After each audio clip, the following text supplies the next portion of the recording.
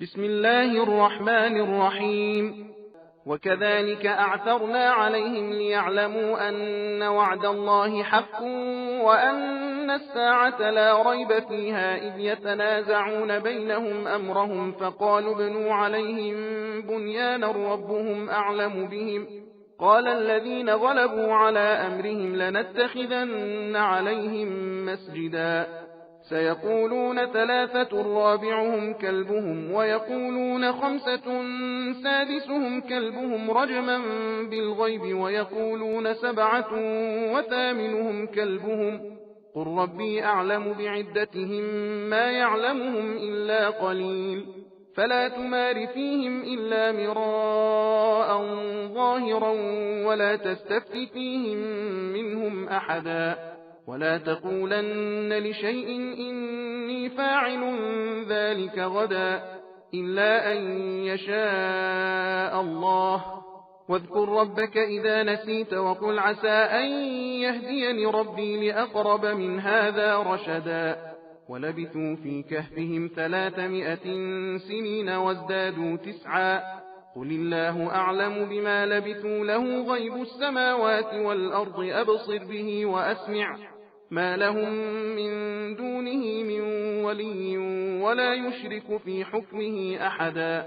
واتل ما أوحي إليك من كتاب ربك لا مبدل لكلماته ولن تجد من دونه ملتحدا واصبر نفسك مع الذين يدعون ربهم بالغداة والعشي يريدون وجهه ولا تعد عيناك عنهم تريد زينة الحياة الدنيا ولا تطع من أغفلنا قلبه عن ذكرنا واتبع هواه وكان أمره فرطا وقل الحق من ربكم فمن شاء فليؤمن ومن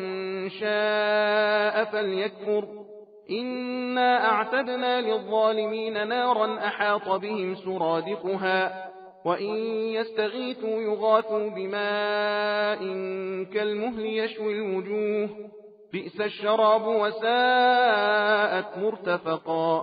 إن الذين آمنوا وعملوا الصالحات إنا لا نضيع أجر من أحسن عملا أولئك لهم جنات عدن تجري من تحتهم الأنهار يحلون فيها من أساور من ذهب ويلبسون ثيابا خضرا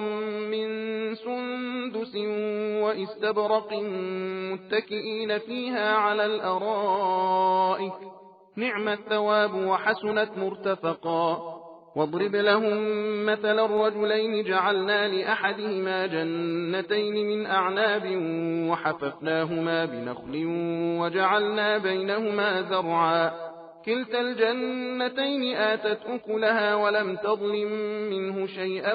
وفجرنا خلالهما نهرا और हमने यूं उनकी कौम के लोगों को उनकी हालत पर इत्तला कराई ताकि वो लोग देख लें कि खुदा का वादा यकीनन सच्चा है और ये भी समझ लें कि क़यामत के आने में कुछ भी शुबहा नहीं। अब इत्तला होने के बाद उनके बारे में लोग बाहम झगड़ने लगे तो कुछ लोगों ने कहा कि उनके गार पर बतौर यादगार कोई इमारत बना दो। उनका परवरदिगार तो उनके हाल से खूब वाकिफ़ है। और उनके बारे में जिन मोमिनीन की राय गालिब रही उन्होंने कहा कि हम तो उनके गार पर एक मस्जिद बनाएंगे। करीब है कि लोग नसारे नजरान कहेंगे कि वो 3 आदमी थे, चौथा उनका कुत्ता कितमीर है। और जब कुछ लोग आकिब वगैरह कहते हैं कि 5 आदमी थे, छठा उनका कुत्ता है। ये सब गैब में अटकल लगाते हैं। और कुछ लोग कहते हैं कि 7 आदमी हैं और 8वां उनका कुत्ता है। ऐ रसूल सल्लल्लाहु अलैहि वसल्लम, तुम कह दो कि इनका शुमार मेरा परवरदिगार ही खूब जानता है,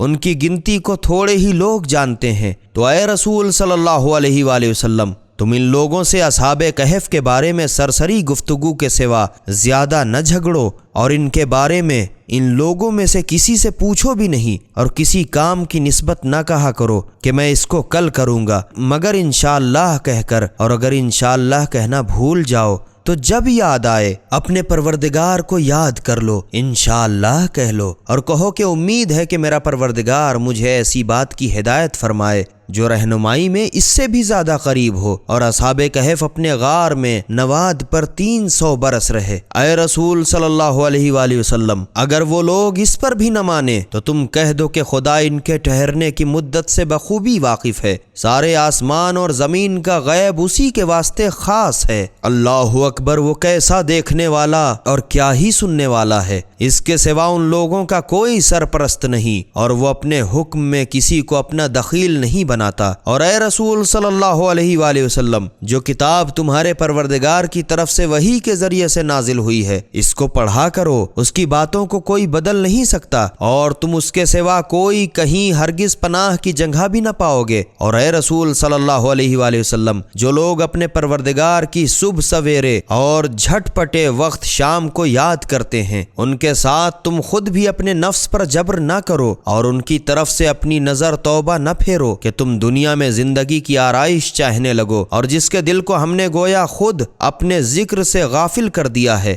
اور وہ اپنی خواہش نفسانی کے پیچھے پڑا ہے، اور اس کا کام سراسر زیادتی ہے، اس کا کہنا ہرگز نہ ماننا۔ اور اے رسول صلی اللہ علیہ وآلہ وسلم، تم کہہ دو کہ سچی بات کلمہ توحید تمہارے پروردگار کی طرف سے نازل ہو چکی ہے، بس جو چاہے مانے اور جو چاہے نہ مانے، مگر ہم نے ظالموں کے لیے وہ آگ دہکا کے تیار کر رکھی ہے جس کی قناتیں انہیں گھیر لیں گی، اور اگر وہ لوگ دہائی دیں گے تو ان کی فریاد رسی کھولتے ہوئے پانی سے کی جائے گی جو مثل پگھلے ہوئے تانبے کے ہوگا، اور وہ منہ کو بھون ڈالے گا۔ کیا برا پانی ہے، اور جہنم بھی کیا بری جگہ ہے۔ اس میں شک نہیں کہ جن لوگوں نے ایمان قبول کیا اور اچھے اچھے کام کرتے رہے تو ہم ہرگز اچھے کام والے کے اجر کو اکارت نہیں کرتے۔ یہ وہی لوگ ہیں جن کے رہنے سہنے کے لیے سدا بہار بہشت کے باغات ہیں، ان کے مکانات کے نیچے نہریں جاری ہوں گی، وہ ان باغات میں دمکتے ہوئے کندن کے کنگن سے سنوارے جائیں گے، اور انہیں باریک ریشم قریب اور دبیز ریشم بافتے کے دھانی جوڑے پہنائے جائیں گے، اور تختوں پر تکیے لگائے بیٹھے ہوں گے۔ کیا ہی اچھا بدلہ ہے،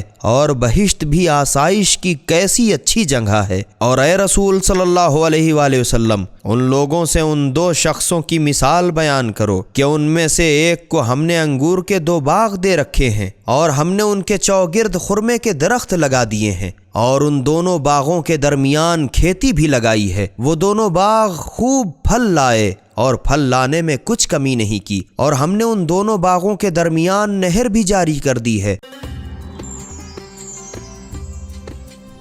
سبیل قرآن، ہدایت کا راستہ۔